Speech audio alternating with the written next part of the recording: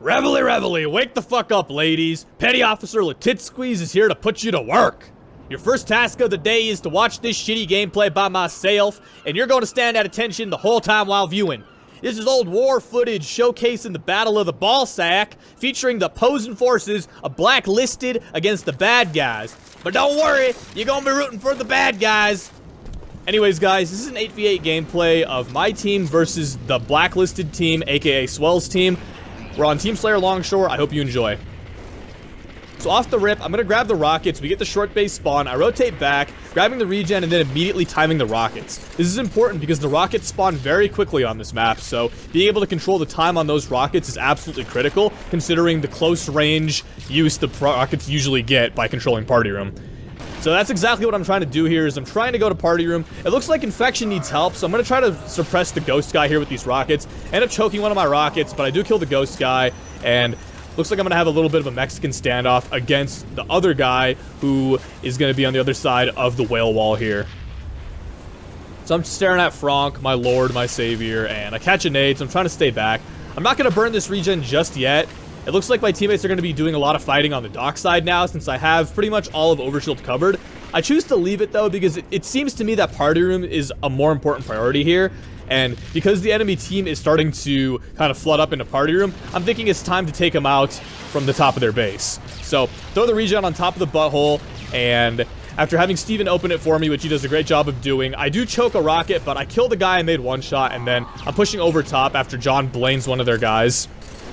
So that only leaves their sniper, who does get a good body shot on me, who is KINZE. And I'm rotating back now, back into the regen, trying to stay alive, biding time, maybe wasting time a little bit here. I do get killed by Killjoy. Made a good play by getting those SMGs and killing me.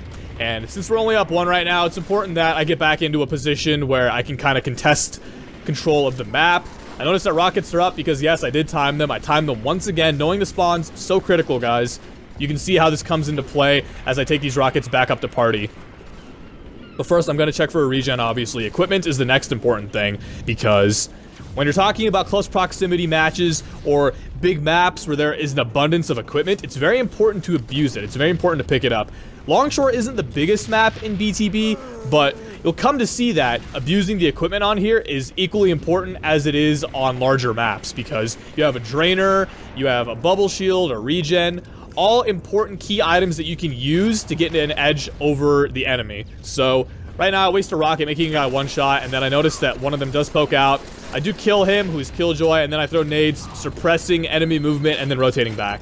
So I'm playing a bit gay here, a bit crouchy, but again, you guys have to realize that when you have two full teams of 8 people in Slayer matches like this, the games are going to play very stalematey, very nitty-gritty, very scrappy, like this. You know, you're going to want to fight for every kill. So my positioning here is pretty solid, and again, it goes against type of how I like to play. I don't like to crouch, but it's important that I play like this. So after killing the sword guy, I'm going to put shots down. I'm feeling a bit ballsy. I do drop the rockets, which are now empty.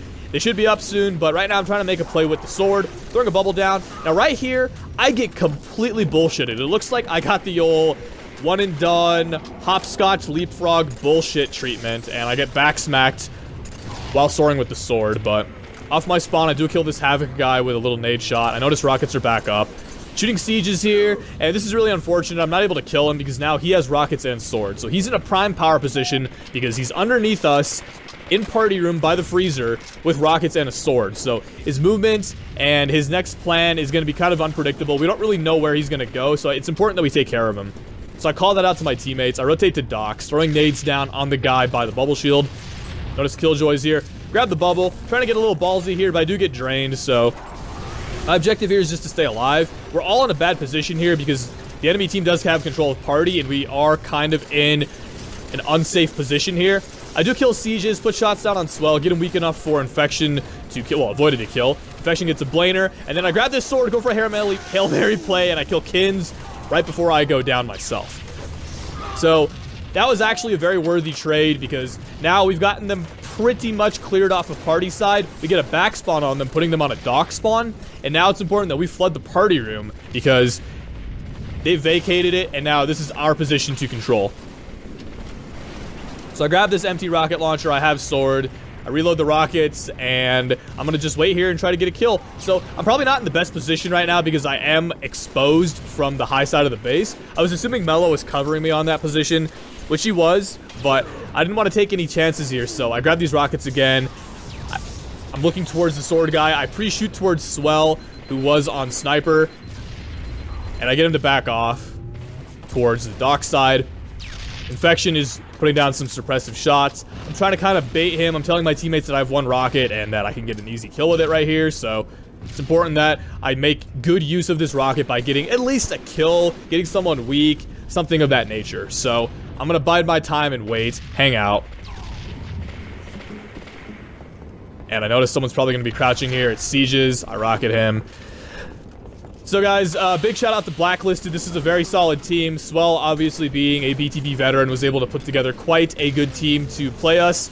And this is my team, obviously. I made the decision of putting this team together. I was captain of this team, so I think I was happy with playing with these guys, with the guys we had. So GG's to these guys. It was a lot of fun playing them.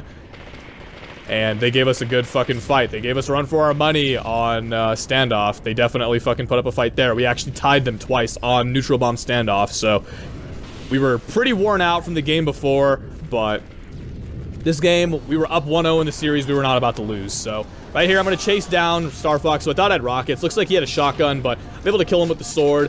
I'm leaving that shotgun there for someone to pick up. I grab my BR, taking the sword back to party, which is the most important place to keep it, in my opinion.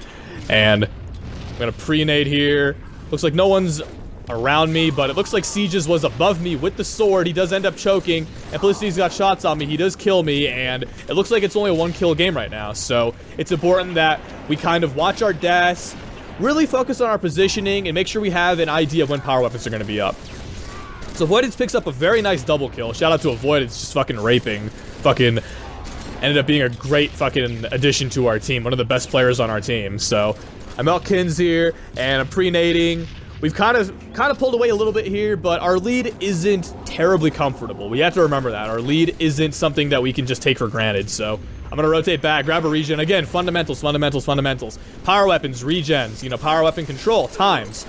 I'll be our StarrFoxx here, and then without wanting to die here, I do kind of back off, but I do keep in mind that I know he was there for the rockets, so I peek back in, grab the rockets, and time them.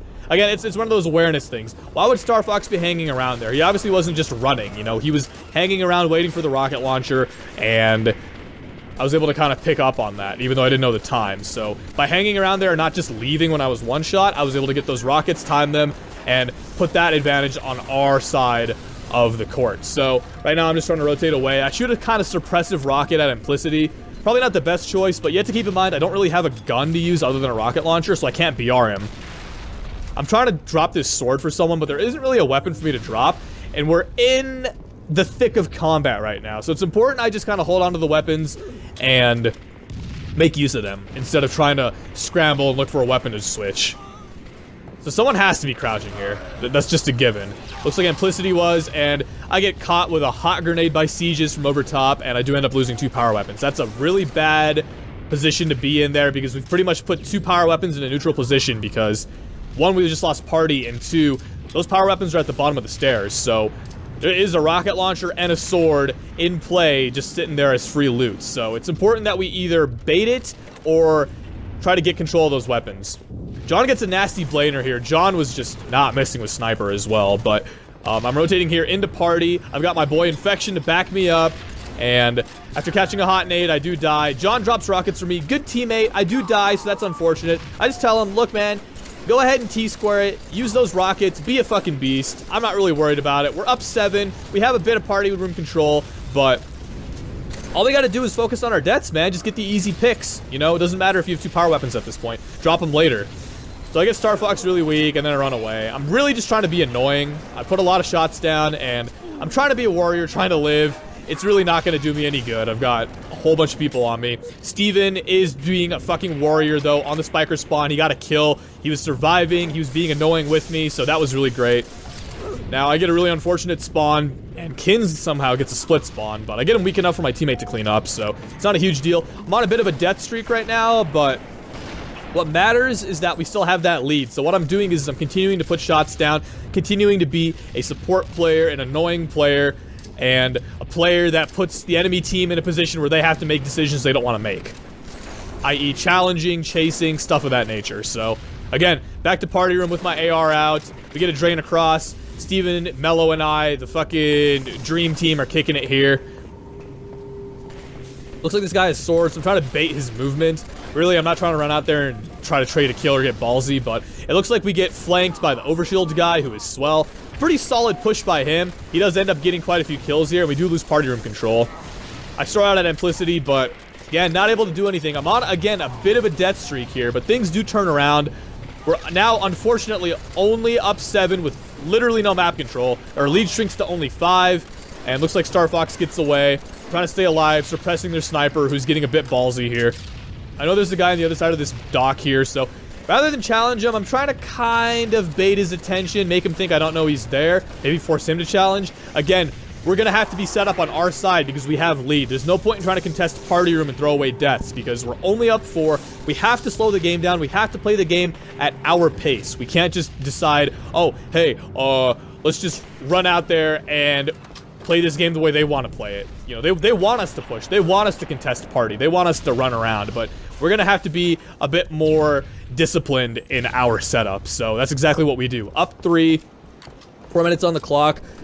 We're all willing to win this game 88 to 85 without getting a single kill for the rest of the game. We don't care.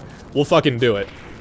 So Avoidance is telling me to watch the overshield side. It looks like him and John are covered over there. Vegas is helping them out. Vegas is doing a little bit of a box jump to do recon and surveillance. That's what you gotta love about Vegas. He's willing to do those kind of things. So Vegas is up there peeking and looking. I grabbed the new sniper. I time it knowing that one more can come up with about a minute and a half remaining. Not that it's gonna be that important. I hope it doesn't come down to that, but you want to be prepared in that situation just in case. So now that I'm watching the overshield side, my teammates are getting a couple of picks. We're pretty much in the position we want to be in. We have a 6-point lead, there's 3 minutes remaining, and we do have a few snipers, a bit of equipment, and full comfortable setup on our side. So again, we're up 6. We don't have any control over party room, but that's really fine. Steven is going to be that annoying bastard who's going to be crouching around with a regen or a drainer or whatever and controlling the outside of party. So in case they push, they're going to come toe-to-toe with a really sweaty player who has equipment and the advantage of surprise.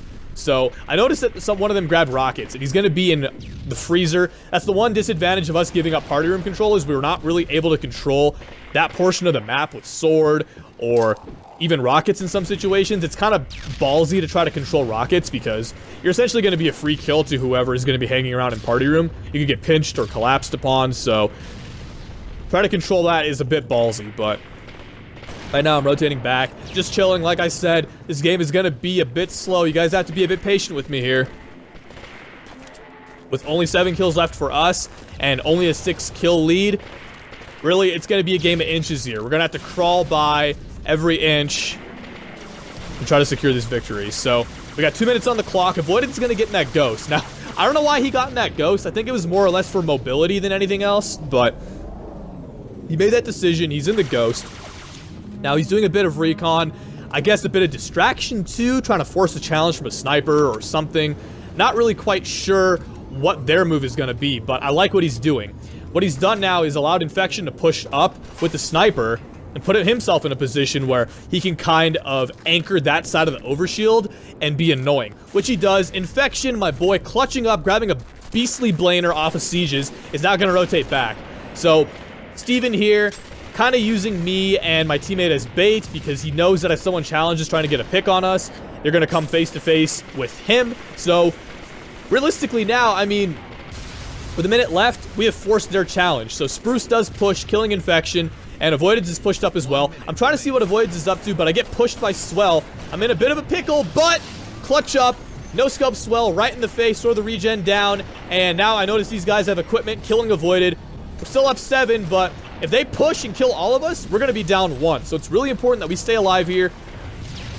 watch all our flanks. John gets a big kill here. Now, I'm watching this push from the overshield side yet again. I've suppressed them. I choke here, unfortunately, but it's not a big deal. I've got 2 shots. That's 2 kills left for me to get. So I jump up. We're up 2. 2 left to go. Grab a blaner on HAVOC. Grab a blaner on Killjoy. Double kill to end the game. And that's a wrap for today's history lesson recruits. This game, the bad guys got away again, and old Legitsky went 18-11. +7 in a close match against a respectable team, and GG's to Blacklisted. Genuinely, great fucking games. Thank you for viewing, guys. I appreciate it. I'll see you guys around. Later.